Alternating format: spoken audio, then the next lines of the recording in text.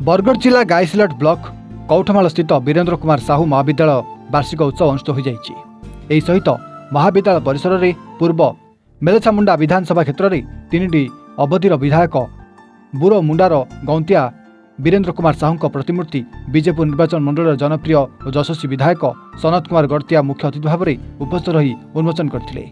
सूचना अनुसार स्वर्गत साहू 1964 मसीह 1980 पर्यंत 3टी अवधि विधायक थिले ओ एठारे युक्त 2 रु युक्त 3 जाए शिक्षादान व्यवस्था रही। यह अवसर में मुख्य वक्ता भाव में पंचायत समिति महाविद्यालय अध्यक्ष जयकेतन साहू, सम्मानित अतिथि भाव में गाईसिलट बीडीओ लक्ष्मण माझी, किशोर देवता, कौठमाल सरपंच शेषदेव प्रधान और महाविद्यालय अध्यक्षा भावना सेठ प्रमुख बंचसीन थिले।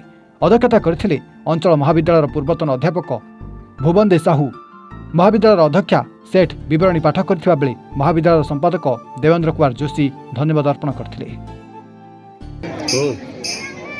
मुई भुवन कुमार साहू बहुत आज खुशी लगला।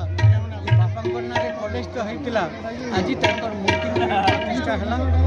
मुई आशा करमी कॉलेज आहरी उन्नति करवा समस्त सब इच्छा हमारी गाईसिलट सुपुत्र श्रीयुक्त वीरेन्द्र कुमार साहू प्रतिमूर्ति उन्मोचन दिला से भाग नेली। मुझे बहुत गर्व अनुभव पड़े प्रतिमूर्ति आज उन्मोचन है एनुअल डे फंक्शन में सामिल हेली और से अंचल गाईसिलट अंचल से गर्व और गौरव समय से अनेक उन्नतिमूलक कार्यक्रम गाईसिलट कर गाईसिलट परिचय होती वीरेन्द्र कुमार साहू से बोलिक मुझे Amri college annual day function में अटेंड कर समय कम थी मुझे जाऊे आगामी दिन में निश्चित भाव में ये अंचल के उन्नति होगा, ये कॉलेज उन्नति होगा से दिगरे निश्चित भाव में आगे आम चिंता। धन्यवाद।